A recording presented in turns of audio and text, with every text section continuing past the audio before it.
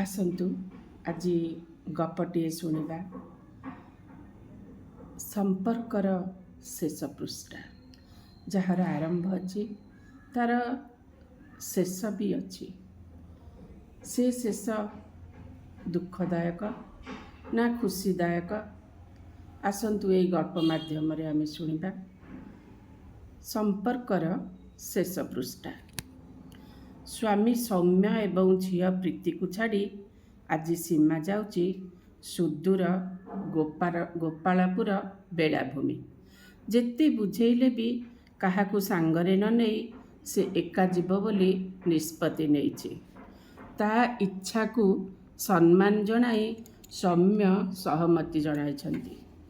ବିଶାଳ ଘନ ନୀଳ ସାଗରକୁ ଅନେଇ ଠିଆ ହୋଇଛନ୍ତି ଆକାଶ, ସୀମାର ପୁରୁଣା ପ୍ରେମିକ, ଯାହାକୁ ସିଏ 7 ଜନ୍ମ ପାଇଁ ସାଥୀ କରିବ ବୋଲି ସମୁଦ୍ରକୁ ସାକ୍ଷୀ ରଖି ବାଲିଘର ଗଢ଼ୁଥିଲା ଦିନେ। କ'ଣ ହେଲା କେଜାଣି ଏ ବାଲିଘରକୁ କିଏ ଭାଙ୍ଗିଦେଲା? ସମୁଦ୍ରର ଢେଉ, ନା ଆକାଶ ନିଜେ, ନା ପରିବାର, ନା ପରିସ୍ଥିତି? ପଛରୁ ସୀମାର ଡାକ ଶୁଣି ଆକାଶ ଫେରି ଚାହିଁଲେ। ସୀମା ପ୍ରଶ୍ନ କଲା, କ'ଣ ପାଇଁ ମୋତେ ଏଠାକୁ ଡାକିଲ? ତୁମେ ତ ଜାଣିଛ ମୁଁ ବିବାହିତ, ସ୍ୱାମୀ ଏବଂ ଝିଅକୁ ନେଇ ସଂସାର।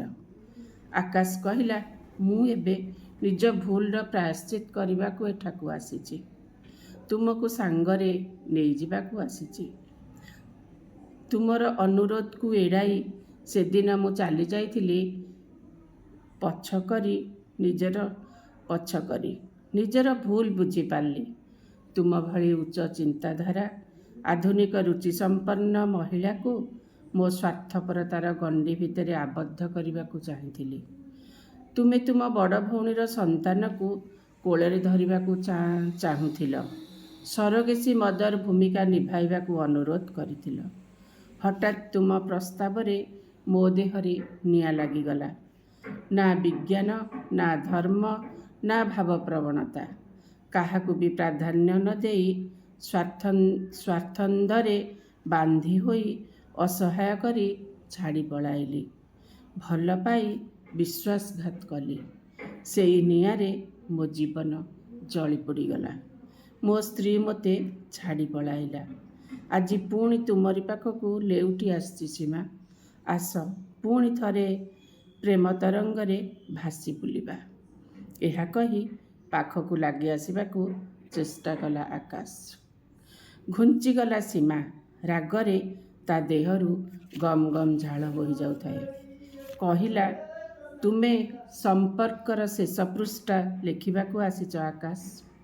ଶୁଣ, ମୁଁ କହୁଛି, ତୁମେ ଛାଡ଼ିଗଲା ପରେ ଆମ ଘରେ ସମ୍ପୂର୍ଣ୍ଣ ନୀରବତା ଛାଇଗଲା।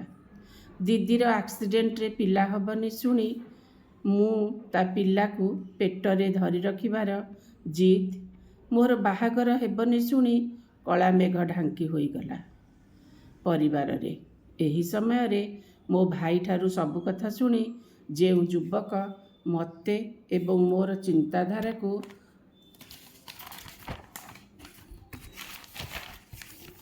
ସମ୍ମାନ ଜଣାଇ ହାତ ଧରିବାକୁ ଆଗେଇ ଆସିଲେ,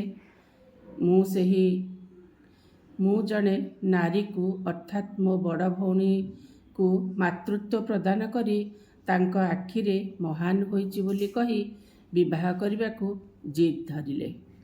ତାଙ୍କ ଭଳି ଦେବତାଙ୍କୁ ଛାଡ଼ି ତୁମ ଭଳି ପଳାତକ ସାଙ୍ଗରେ ବସା ବାନ୍ଧିବାକୁ ଇଚ୍ଛା କରିବି?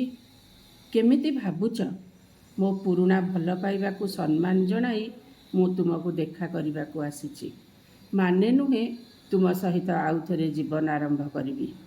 ଧିକ୍ ତୁମର ଅଭିଳାଷାକୁ। ତୁମେ ଏବେ ଆସିପାର।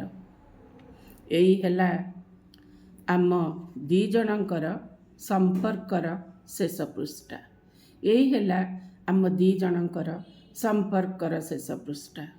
ଲମ୍ବା ଲମ୍ବା ପାହୁଣ୍ଡ ପକାଇ ଆଗକୁ ଚାଲିଗଲେ ଆକାଶ। ପଛରେ ବାଲି ଉପରେ ବସି ପଡ଼ିଲା ସୀମା। ରାଗ କ୍ରୋଧରେ ଲାଲ ପଡ଼ିଯାଇଥାଏ ସେ। ଏତିକି ବେଳେ ସ୍ୱାମୀ ଏବଂ ଝିଅ ପ୍ରୀତିଙ୍କ ଡାକରେ ପ୍ରକୃତିସ୍ଥ ହେଲା ସୀମା। ସେ ଆସିବା ପରେ ବାପ ଝିଅ କାଳେ ତା ଉପରେ କିଛି ବିପଦ ପଡ଼ିଯିବ, ସେଥିପାଇଁ ପଛେ ପଛେ ସେମାନେ ମଧ୍ୟ ସୀମାର ଆସିଥିଲେ। ସୀମା ସେମାନଙ୍କ ଡାକରେ ଫେରି ଚାହିଁଲା ଏବଂ ତାଙ୍କ ଜୀବନରେ ଆସିଲା ପୁଣି ମୌସୁମୀ। ବେଳାଭୂମିରେ ଆଙ୍କିଦେଲେ ସୁନ୍ଦର ପରିବାରର କାହାଣୀ। ବେଳାଭୂମିରେ ଆଙ୍କିଦେଲେ ସୁନ୍ଦର ପରିବାରର କାହାଣୀ। ଆଶା ଏହି ନୂତନ ସ୍ୱାଦର ଗଳ୍ପଟି ଆପଣଙ୍କୁ ନୂତନ ଚିନ୍ତାଧାରାରେ ଉଦ୍ବୋଧିତ ହେବାକୁ ପ୍ରେରଣା ଦେବ। ସେହି ଆଶାରେ ମୁଁ ରହିଲି। ମୁଁ ସଂଯୁକ୍ତା।